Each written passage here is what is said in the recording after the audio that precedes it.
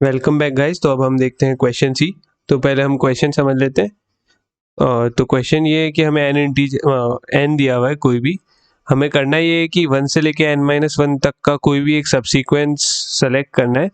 इस टाइप से सेलेक्ट करना है कि उन सब का प्रोडक्ट करना है हमें, और उसका जो n से मॉड्यूलो लेना है, वो लेने के बाद उसकी वैल्यू जो है वो 1 आनी चाहिए, और ऐसा लॉन्गेस्ट सबसीक्वेंस सेलेक्ट करना है ना। तो जैसे तो बस यही है, मॉड्यूलो 1 आना चाहिए n के साथ। तो अभी अपन कुछ कुछ चीज जैसे सेलेक्ट मतलब अप्रोच देख लेते हैं अपन, है ना। हाँ, तो अभी अप्रोच में पहले मैं एक क्लेम करता हूँ। क्लेम यह है कि सपोज करो कि मेरे पास कोई भी दो इंटीजर्स हैं a और n, और उनका जो जीसीडी है वो 1 नहीं है, मतलब वो कोप्राइम नहीं है, ठीक है। तो मैं ये क्लेम कर रहा हूँ कि जो a इंटू बी कोई भी नंबर ले लो, उसका n के साथ मॉड्यूलो लो, तो वो कभी भी 1 नहीं आ सकता। कुछ भी आ जाए लेकिन 1 नहीं आ सकता। अब आप लोग खुद से एग्जाम्पल ले लेके ट्राई करो तो भी आपको दिख जाएगा, और नहीं तो मतलब सारे आप खुद से एग्जाम्पल ले लेके ट्राई करो, आपको सीधे दिख जाएगा। और नहीं तो आप ऐसे भी कर सकते हो जैसे मैं बता रहा हूँ। इससे मतलब थोड़ा सा फील आ जाएगा आप लोगों को। प्रूफ कम फील टाइप का है ये, मतलब जैसे आप देखना। तो a इंटू बी भी कोई भी नंबर है, कितना ही बड़ा है ना, तो इसको मैं यहाँ ऐसे भी लिख सकता हूँ, a modulo n into B modulo n का होल मॉड्यूलो n, है ना। a मॉड्यूलो n, a तो n से छोटा है, मतलब वो तो रिमाइंडर ले ही लेंगे, नहीं होगा तो क्वेश्चन के अकॉर्डिंग भी ए तो मैंने क्वेश्चन के अकॉर्डिंग वाला ही लिया है 1 to n-1 में। तो a n से छोटा है ना, तो a मॉड्यूलो n तो a ही लिख देता हूँ मैं, है ना। यहाँ पे b मॉड्यूलो n, अब b जो है वो n से छोटा आ गया, है ना। अब परसेंट n, अब मैं बोल रहा हूँ ये कभी भी 1 के इक्वल नहीं हो सकता, चाहे कुछ हो जाए। a और n का जीसीडी क्या है, 1 से बड़ा है, मतलब कुछ भी है, 1 नहीं है। तो अभी a into B modulo n not equal to 1 मेरे को बताना है। तो आप देखो कि a जो है ना, a को कोई रिड्यूस नहीं कर पा रहा। मतलब a जो है कि सपोज कर लो a अगर n का कोई डिवाइजर हुआ तो सीधा ही अगर b है तो मतलब या तो मॉड्यूलो 0 दे देगा, या फिर कुछ और बड़ा ही देगा। a का मल्टीपल ही रहेगा ना, मतलब थोड़ा सा जैसे आप फील करो, इस वाली टर्म को हमेशा इस टाइप में लिखेंगे तो हमेशा a का मल्टीपल रहेगा ही रहेगा। मतलब कुछ भी मल्टीप्लाई करो या ऐसा करो तो वो जो जो भी नंबर आएगा वो a का मल्टीपल ही होगा।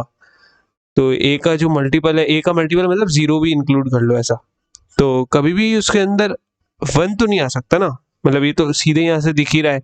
थोड़ा आप और एग्जांपल ले लेके देखोगे तो और क्लियर हो जाएगा। बाकी यहाँ से सीधा दिख रहा है कि यार a मल्टीप्लिकेशन में है मॉड्यूलो n में हमेशा, तो वो वाला पार्ट हमेशा मल्टीप्लाई हो रहा है किसी ना किसी से, फिर मॉड्यूलो n के साथ हो रहा है।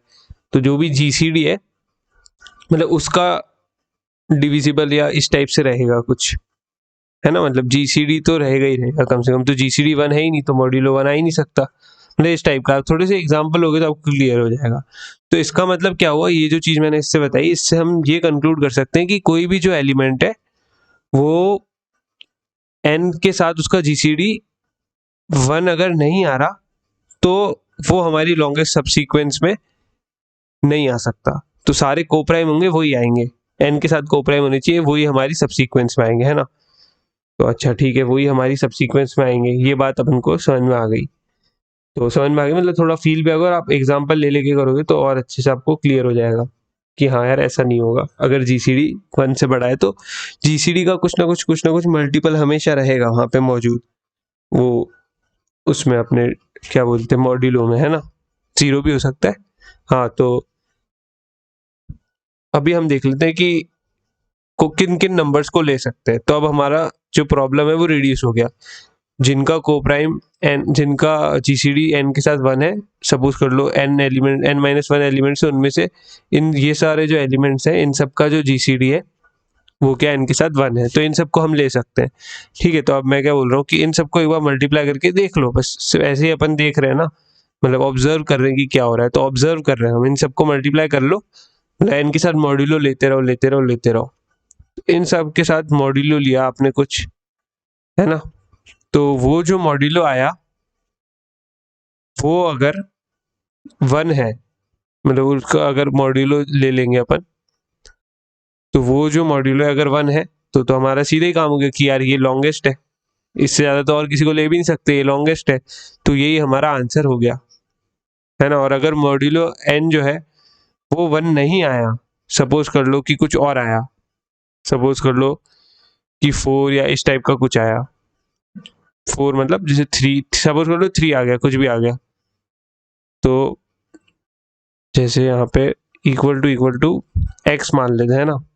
तो अब मैं बोल रहा हूँ कि x जो है वो इन एलिमेंट्स में बिलोंग करेगा ही करेगा। ऐसा क्यों?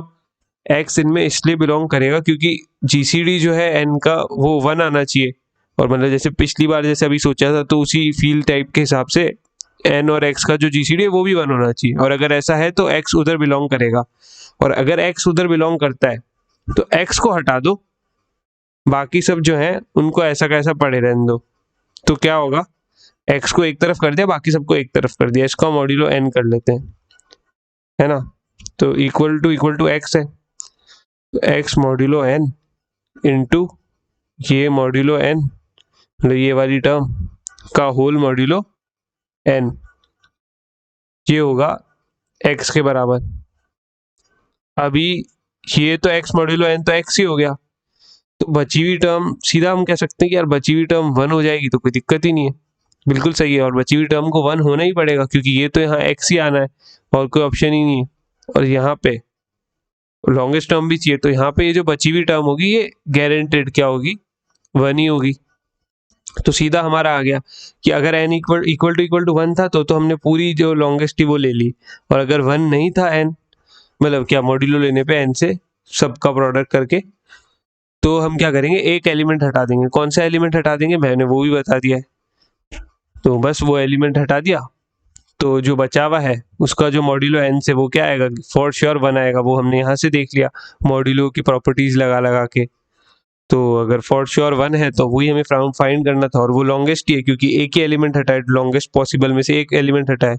लॉन्गेस्ट पॉसिबल हो नहीं पा रही है, क्यों नहीं हो पा रही है, क्योंकि उसका मॉड्यूलो सही नहीं बैठ रहा है, 1 नहीं आ रहा है, इसलिए तो कोई ना कोई तो हटाना ही पड़ेगा। तो एक हटाए तो वो सबसे मिनिमम है, तभी जाके जो सब सीक्वेंस की साइज है वो मैक्सिमम लॉन्गेस्ट होगी।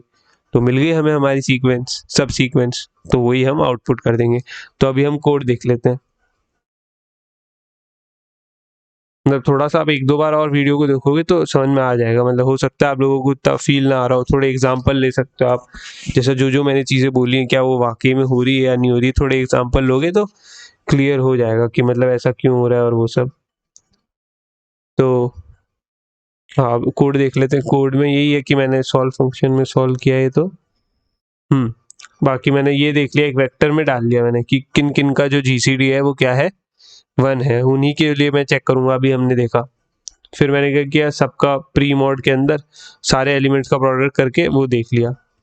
फिर मैंने ये देख लिया कि प्री मॉड जो है वो ऑलरेडी वाली एरे में, मतलब ये वही चेक किया है मैंने कि 1 है या नहीं, है ना। आप यहाँ पे ये भी डायरेक्ट भी लिख सकते थे तो सेम ही बात होती। अगर 1 नहीं है तो एक एलिमेंट हटाना पड़ेगा, तो v डॉट साइज -1 हो गई, और कौन सा एलिमेंट हटाए, वही एलिमेंट हटाना पड़ेगा जो मैंने अभी बताया कि वो एलिमेंट हटा दो।